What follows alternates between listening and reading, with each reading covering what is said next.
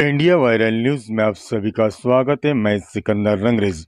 जलगांव के कानसवाड़ा गांव के पूर्व उप सरपंच युवराज कोड़ी की आज 21 मार्च शुक्रवार की सुबह 8 बजे निर्मम हत्या कर दी गई। ग्रामीणों ने बताया कि युवराज कोली शिवसेना शिंदेगढ़ का पूर्व उप सरपंच है। आज सुबह गांव के 3 लोगों ने धारदार हथियार से हमला किया, जिससे युवराज कोली खून से लथपथ होकर गिर पड़ा।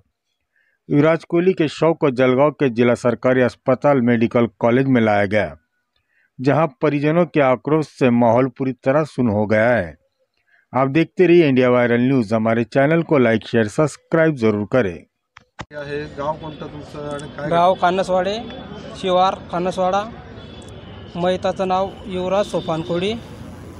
भरत पाटील यांनी तिन्ही बापलेकांनी येऊन जीवितहानी केलेली आहे।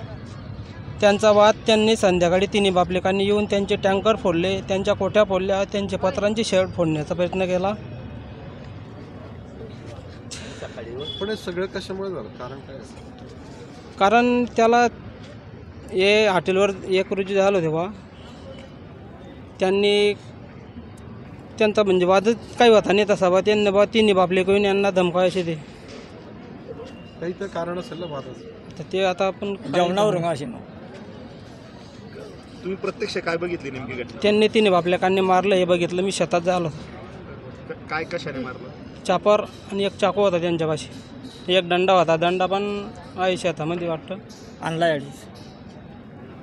कोणी मदतीला आलं नाही वाचवायला? मदतीचे सर्व शेतकरी आले आणि तिथं मी सुद्धा बैलगाडा सोडून पडून गेलो तिथे।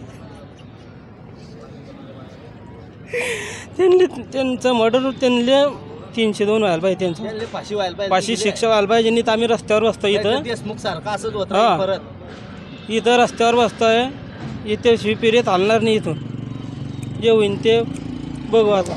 त्यांच्या मग कोणती मंत्री पुढे जायचे काय आता? आपण कोण त्यांचे? चुलत भाऊ। किती वाजेची घटना आहे?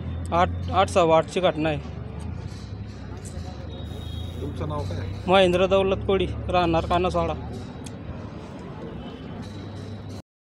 खून झाल्याचे बातमीसमोर येते। युवराज कोळी नाव आहे त्याचं।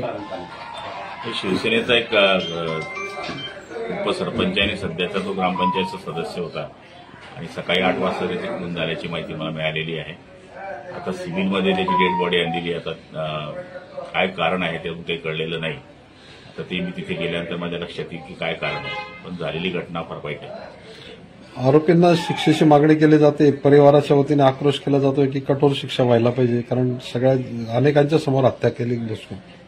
आता 8 वाजता सकाळी ती हत्या शेताच्या इथे झालेली आहे। मूळ कारण काय अजून काही ते लक्षात आलेलं नाही। आता गेल्यानंतर लक्षात येईल।